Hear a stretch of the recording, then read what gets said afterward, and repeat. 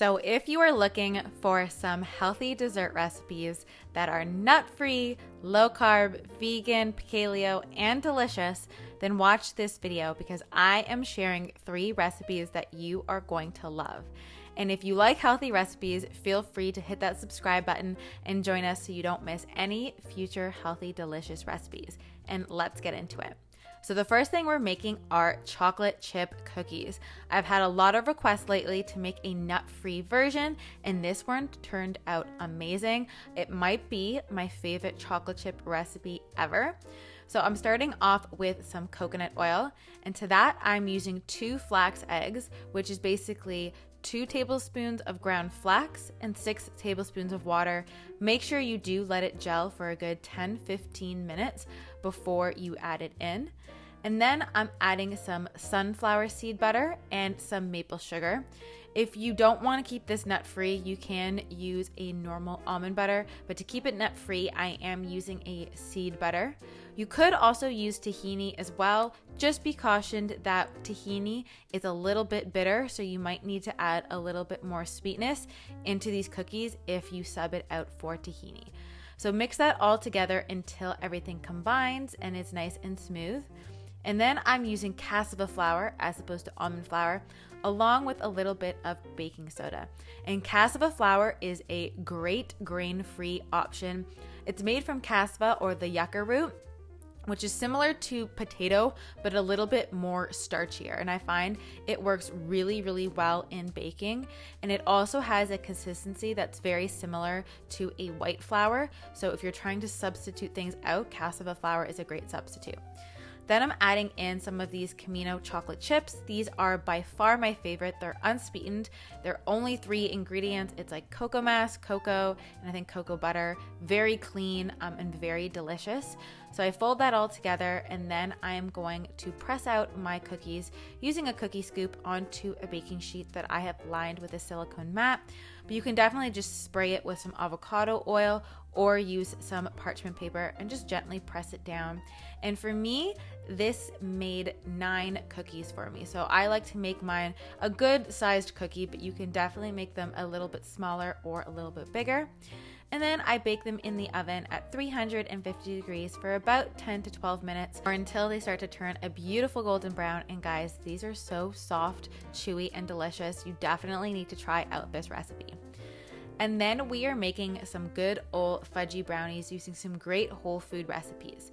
So I'm using some bananas for sweetness in these brownies, and the trick to getting super sweet bananas is to pop them in the oven for 10 minutes at 350 degrees until they go nice and black. And not only does this help with the softness for when you mash them up, but it also helps to make the bananas extra sweet so that we get the most flavor out of these brownies. So go ahead and mash that up with a fork, or you can definitely blend or use this in a mixer, but a 1 bowl trick will work fine. And then to that, I'm gonna add some seed butter in. So I'm just adding in some sunflower seed butter, but again, you can use tahini, or if you don't care about nuts, you can definitely use any kind of nut butter here as well. So just whisk that into the bananas until everything combines and it gets nice and smooth. And this is what's gonna make the base of our brownies. And then to that, I'm going to be adding in some cacao. I love cacao. It's such a great superfood. You just add that in, and then we're going to fold that all together until our batter is nice and smooth. And what I love about this recipe is that not only are they ooey gooey fudgy brownies, but the sweetness comes naturally from bananas. We're using like whole food ingredients. You just add in a little bit of baking soda at the end, which will just help them rise and get a little bit more of a cakey texture, and they turn out perfect. So I am using a loaf pan and I'm scooping that out. You can definitely use any kind of smaller pan that you have. Anything smaller than an 8x8 will work. Make sure you either spray it with some avocado oil or line it with parchment paper so nothing gets stuck. Spread that out, bake that in the oven for about 20-25 minutes or until a toothpick comes out clean, and you have these wonderfully delicious fudgy ooey gooey brownies that are full of chocolatey flavor. And then I wanted to show you guys a great quick recipe for a nut-free berry crisp. So I'm taking some frozen blueberries, but you can use any kind of berries that you like, and I'm adding in some tapioca flour to them. Now what this does is it really helps to make the berries nice and jammy. Otherwise, I find whether you use fresh or frozen, the berries can leach out too much water and it gets watery as opposed to nice and jammy. For the topping, I'm using a blend of shredded coconut, coconut flour, and coconut oil. I'm gonna add in a little bit of vanilla for some flavor, as well as a touch of maple syrup for some sweetness. And this is gonna make our very basic crisp topping. All you need to do is stir that together. I would recommend not melting the coconut oil and keeping it a little bit more solid so that it forms more of a crumbly mixture that we are going to crumble on the top. If you melt the coconut oil, it may be more runny and less crumbly. So mix that together until it's all nice and combined. And then I am using a mini cast iron skillet, but you can use any kind of small pan that you have.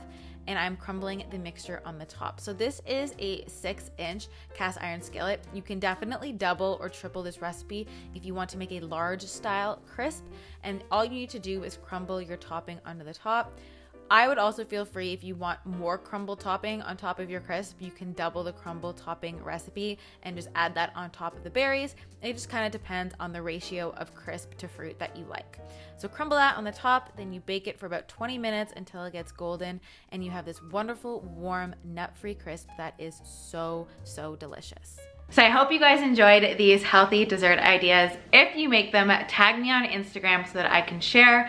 I love sharing all your remakes. It makes me so happy when you enjoy my recipes. If you haven't yet, feel free to hit that red button and subscribe to be part of the fam.